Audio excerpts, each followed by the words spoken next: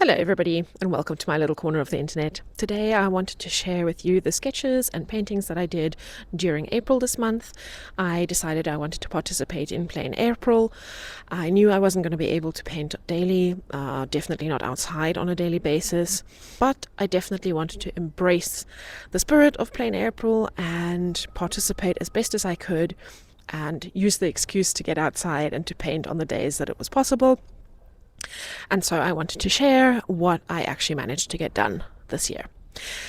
Please do not take this beautiful green leafy background and lovely sunshine and blue skies that you see behind me as a representation of what April was. This is very, very much not a representation of how April turned out. But you will see more about that in the upcoming clips. So without further ado, let's go over to the sketchbook. So I was very excited for Pleinairpril to start.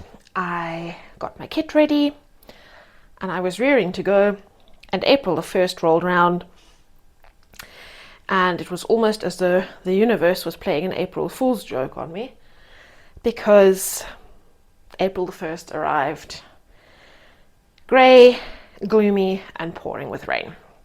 However, I did not want to be deterred from my enthusiasm, and so I simply selected some pictures from my camera roll and decided to sit and use them as references and paint something nonetheless.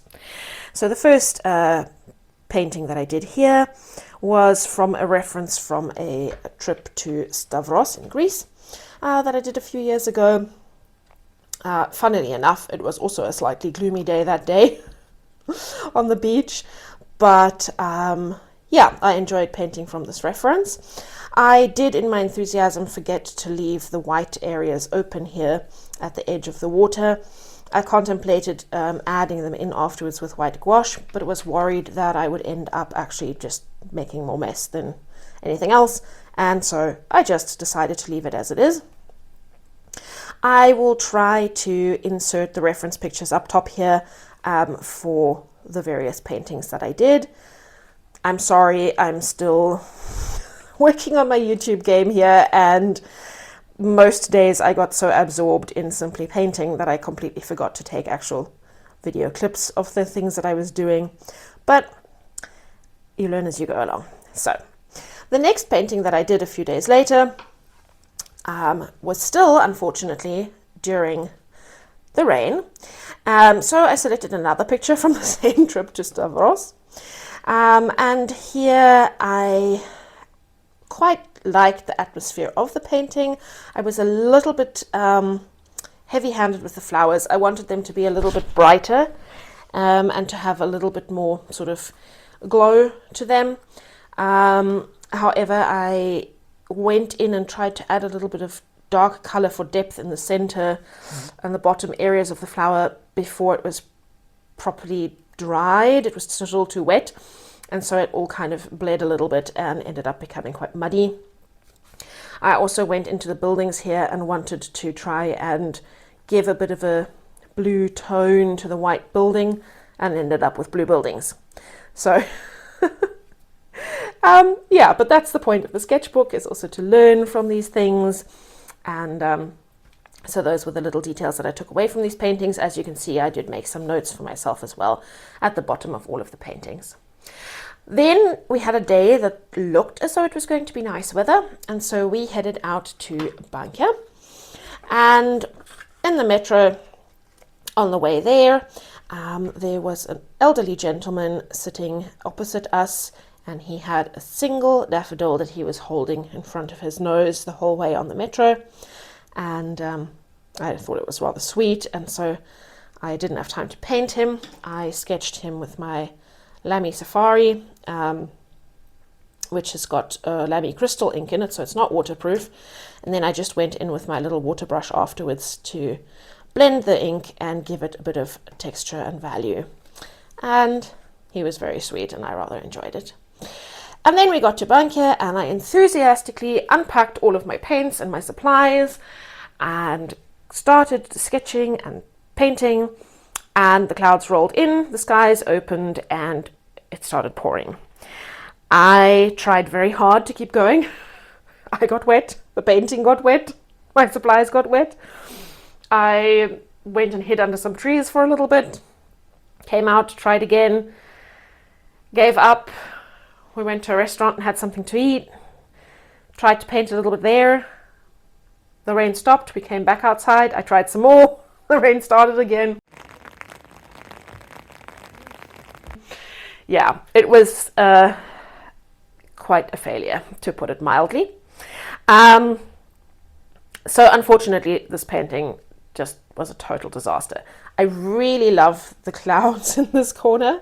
I love this sort of luminous, gloomy atmosphere of the clouds, but everything else kind of disintegrated. There was no focus point in the picture. Everything kind of blended onto one level. It got very, very overworked as I kept coming back in and out and trying to fix things where the rain had washed paint away. The foliage here completely washed away in the wet. So yeah, this was a wonderful experience in the art of plein air painting. Then, with extreme frustration for the lack of opportunity to paint nicely, I took out my graphite and simply drew a beautiful flower, trying to will the weather into providing us with actual spring. After that, I again had to come back to reference photos. Still no opportunity to go outside properly. So this is a reference photo from a beach in Achtoppel. And I just wanted to try and catch the light here on the rocks. I'm trying to work on my values, so that was me trying to do that. The next thing that I then did was a day where we actually did have some semi-decent weather, and I went for a walk. I didn't take my paints with me, I just took a colored pencils with me, and I ended up sketching some of the blossom buds on a tree that I walked past, and also outside an old church there was a sort of in the wall formation there was this little alcove with these little lanterns in it that I thought was quite interesting, and so I sketched them as well. After that, we actually had some good weather for one day. And I went out with some people to film something, and while we were there I took my paints with me, and while they were busy filming something where I was not needed, I painted this. I again here wanted to catch some of the shadows and things, working on my values again. Some of it did get a little bit overworked, and I found this shadow picked up a little bit too green on top of the yellow, but overall I was actually not unhappy with how this turned out. And then we went on a late night walk and walked past the cathedral where midnight mass was taking place for Easter, and I wanted to capture the glow of the top of the cathedral behind the dark night sky. Unfortunately, it didn't turn out the way I was hoping at all. I went in and tried to save it to give it some definition by using a black fine liner. But yeah, this one I was not happy with. I would like to try this again though, because I think there's something there. I just need to figure out how to actually execute it. Then the next thing that I did here was this pine cone. I literally just saw a pine cone on the path while I was walking and didn't take a picture or anything of it, just wanted to paint it from memory at home, wanted to capture again the darkness, the depth inside, and then the light on the edges. And here I was just trying to figure out what colors I was going to use. I ended up mixing a bit of raw umber with some quinacridone gold, and rather enjoyed that. And then this painting was not painted on the same day as this one, but it's in the same place. So here we hiked up to the top of a small mountain or a hill or whatever, and there's a small church on the top. Now this is not the church itself, but near the church there was this thing here where one could actually sort of stand and look out at the view of the valleys and the mountains in the distance, and I really loved this view, and so I painted it a few days later from memory and some reference pictures.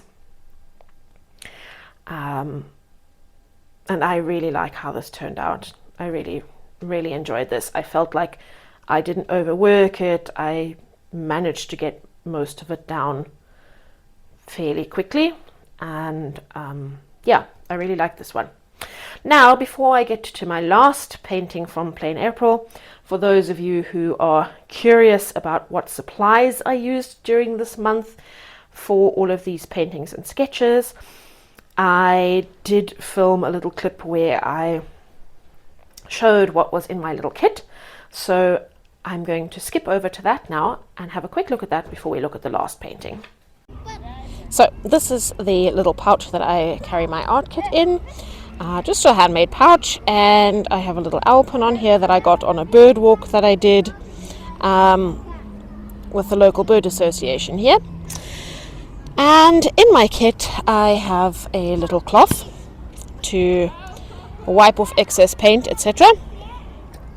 I have 2 clips in case it's windy to clip down my pages.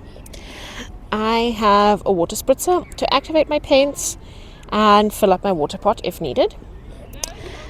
I have a small water brush, which I hardly ever use, but I keep it here just in case. I have a white jelly roll pen, which I also almost never use, but I keep it just in case. I have washi tape in case I want to tape off the edges of my sketch. I have 2 pencils. The one is with 2B graphite, the other one is with colored leads. I like using the colored leads because it prevents me from erasing and faffing around too much and just actually getting on with the drawing. I have my Lamy Safari fountain pen. I have colored leads for the lead pencil. I have this little container which contains, if I can open it with one hand, oh no, here we go, a regular eraser, a kneaded eraser, and the little sharpener for my lead pencils. I have my little water pots which don't leak, so I can fill them up at home, do my painting and bring them back and dispose of it appropriately. I have this little red camera lens which I like to use if I want to look better at my values. If I want to stop focusing on the colors and just focus on the values, then I can look through this and it's really helpful. I have my travel paintbrush. This is an Escoda Perla size 10. And I really love this because I can get quite a nice wash from it, but it also comes to a good enough point that I can get detail, which means I don't need to bring lots of brushes. And then last but not least, the star of the show is my watercolor palette. I have a combination of Rembrandt paints, Winsor & Newton Professionals, Rosa Gallery and Daniel Smith. If anybody is interested in exactly what I actually have in here, please leave a comment down below and I'll be more than happy to make a video on what is currently in my palette. Now let's get back to the sketchbook. And now, last but not least, we go over to the final painting that I did during Pleinairpril. So these are muscari flowers, or grape hyacinths they're often called as well, and they were flowering. I loved the richness of the blue of these flowers. I was not entirely happy with how it came out eventually. I think that's quite normal though for a beginner. I have one thing in my head and what ends up on the paper doesn't always correlate. That is just a case of lack of experience. You know, yeah, I need to practice, I need to get used to certain things, and there are things that I don't take into account sometimes. Like on this day, for example, I didn't take into account that sitting in the sun, my paint was going to dry much quicker on the paper than I'm used to. And so I was trying to do some sort of wet technique, and it was drying on me all the time, and then I was going in and trying to re-wet and fix it, and then I ended up overworking things. And yeah, so lesson learned. I definitely need to take into consideration the sun, the heat, and all of that stuff when I'm working outside, and definitely experiment a little bit more. I will, in all likeliness, give this some more tries, because I also definitely want to make sure in my practice that I am not just painting something once and then giving up on it, but that I'm painting, taking notes, observing things, going, working on those things, and improving through that practice. Yes, that is what I got done during the month of April this year. I would love if anybody else was doing Pleinairpril that would like to share what they did during this month. If you could leave your Instagrams or your YouTube links in the comments down below, I would love to come over and have a look and appreciate the work that you did as well. Otherwise, I hope you enjoyed this video. Please like and subscribe, and I will see you in the next one.